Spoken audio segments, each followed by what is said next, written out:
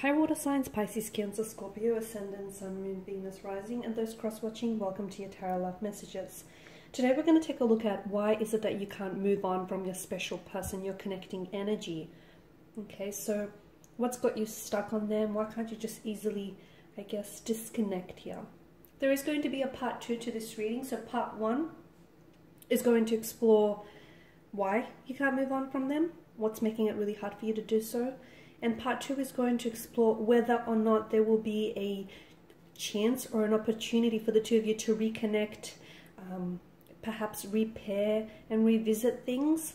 Part 2 is going to be made available via the extension link below. So you will, in order to access it, you will have to make an online purchase, but that link is just listed below the description video. Listed below in the description box, just below the video. For those of you interested in a personalized tarot reading, please feel free to also email me. And again, that information is going to be listed below the video in the description box. Alright guys, with all of that being said, let's go ahead and get started here. So just a reminder, this reading here is intended for all water signs, Pisces, Cancer, Scorpio, Ascendant, Sun, Moon, Venus, Rising, and those cross-watching. Okay, so why can't you move on from them?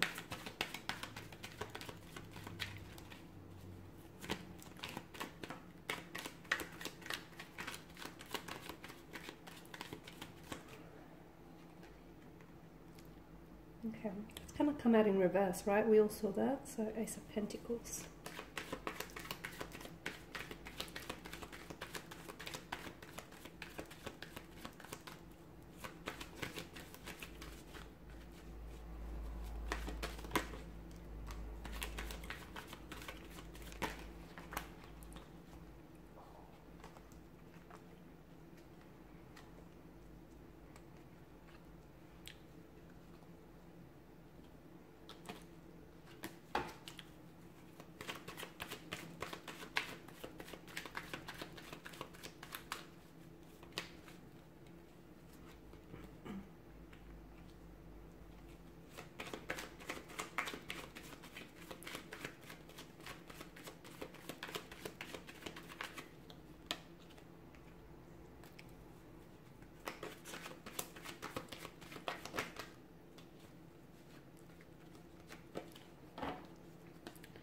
Okay, so what's going on here? So the Ace of Pentacles is the only card that's come out in reverse for you. So what is it that's holding you back, guys? I feel like something to do with the timing. Either the timing may not feel right to you, or you still are holding on to this person, you're holding on to their energy, and potentially holding on to maybe what could have been as well. Like, for instance, you may have had visions, like long-term visions. You may have had expectations that you've built up for this connection, and those haven't yet been realized, those haven't yet been manifested, and as a result, a part of you is not only holding on to your person and their energy, but you're also holding on to those expectations, those visions here that unfortunately have never seemed to really manifest. So although the universe, I feel like, is kind of, not that it's wanting for you to move on, but I feel like there are certain signs here, which probably are telling you that it's best for you to move on from this person, at least this point in time. But there's something here intuitively that is telling you deep down inside that you're not ready, or that you may still have, you know, feelings for this person, and you may still have expectations here that you want to be fulfilled. So the Ace of Pentacles in reverse tells me that you're holding on to a sort of expectation or a vision that you had built up in your mind. And it's sort of like a fantasy narrative, I guess, especially with the presence of the Page of Cups.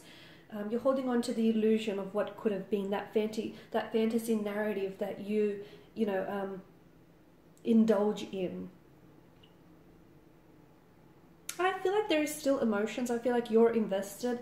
I don't know that this person is as invested in you as you are. I'm also seeing they're coming across as a bit of an alpha energy here. and maybe they're the ones that seem to have more control over the connection and the direction in which this is going here, and you're the one that's maybe a little bit more on the submissive end of the spectrum here. Something, okay, especially with the presence of the High Priestess, something tells you that it's probably not a good idea to keep pursuing this person, okay? And this person is coming across as a bit of a fluctuating presence, someone who's in and out of your life. They are sending you mixed signals as well. So one day they make it seem like they're really interested in you, really interested to get to know you or to go back and revisit things. So they clearly express an attraction for you. Perhaps the two of you have had you know, you've been physically intimate in the past, or you've had a bit of like a casual arrangement type of situation. So look, the attraction, the sexual energy is definitely there. It's palpable, so you know, that's that. But intuitively, I feel like a part of you knows that maybe this person is not really good for you, or maybe this person can't really give you what you need, which are those expectations and intentions that you have for the connection. So your intuition says, like, your heart says one thing, your head says another. You are a water energy here, guys. You are ruled by the Suit of Cups, which is the emotional realm out of the tarot deck. So I can understand the emotional confusion that you're feeling.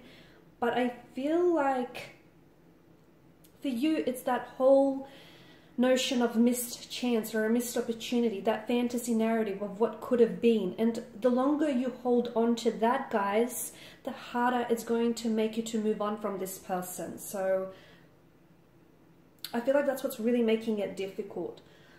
Okay, and it's just that you're very hopeful still. A part of you is very hopeful, and a part of you I can see is invested, even if your person isn't necessarily displaying that amount of interest. Be careful what you tell yourself, okay? Be careful the narrative that you tell yourself, or the narrative that you choose to believe in, because I do see that there's this sense of missed chance, lost opportunities, lost possibilities, feelings that you might have had for this person and you may still have for this person as well. I feel like, and that's what's, as I've mentioned, that's what's really keeping you holding on, and that's what's really making it very difficult for you to move from this person.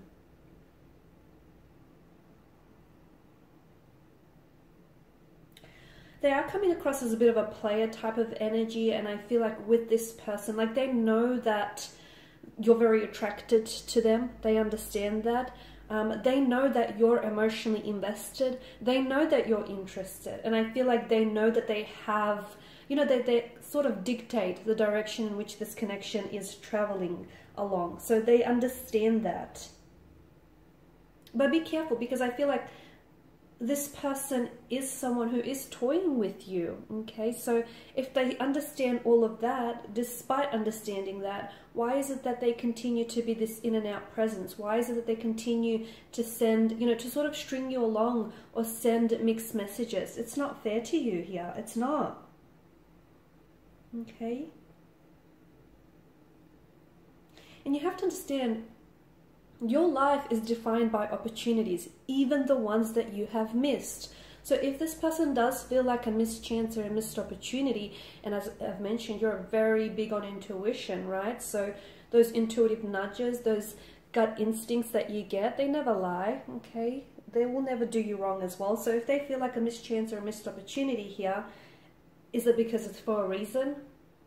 Perhaps the fantasy that you've built up in your head and the expectations that you had for this connection, and as grand and as wonderful as they seem to be in the, you know, in the realm of imagination, but perhaps they were just that. Perhaps they were fantasy, because your person is emotionally reserved.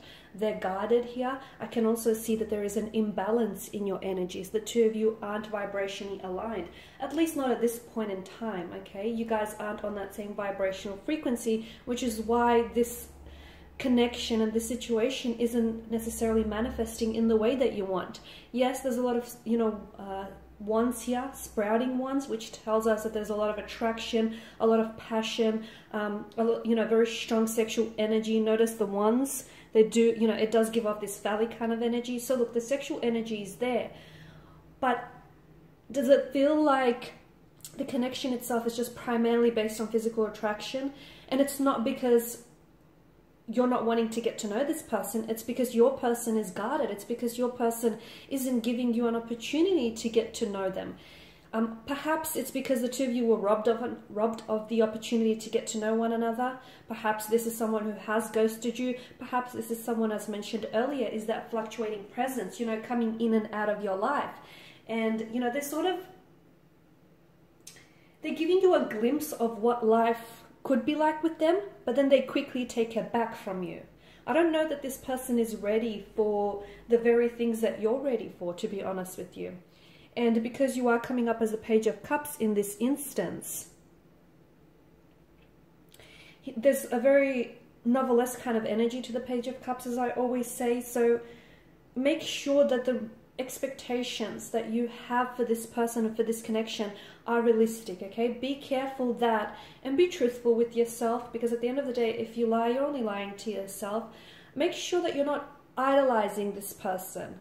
Okay, because what happens is when we have a tendency to idolize someone or a situation, we put them up on a pedestal and we actually make them out to be a lot better than they actually are. So, you know, let's take them down a notch. Let's take them down from this pedestal. Make sure you're looking at that person and the situation for what it is, or for what it was, rather than what it could be. Okay, because again, I feel like the thing that's really making you hold on to this person, and the thing that's really making it hard for you to move on is, you know, this missed chance, this missed opportunity, this fantasy narrative of what could have been, these grand expectations that you've had in your head, and the fact that you were robbed of the opportunity, or the fact that they've never really given you that opportunity to get to know them. And for you, it's this fantasy, you know, you're holding on to a fantasy version of them. You're holding on to a fantasy narrative. And that's inviting, but the reality tells a different story, guys. The reality tells us that this person is playing with your feelings. They're potentially playing head games with you. Okay, this is someone who is a very flighty presence, someone who's in and out of your life, someone who absolutely loves the attention that you give them, and it does serve them as a bit of an ego boost.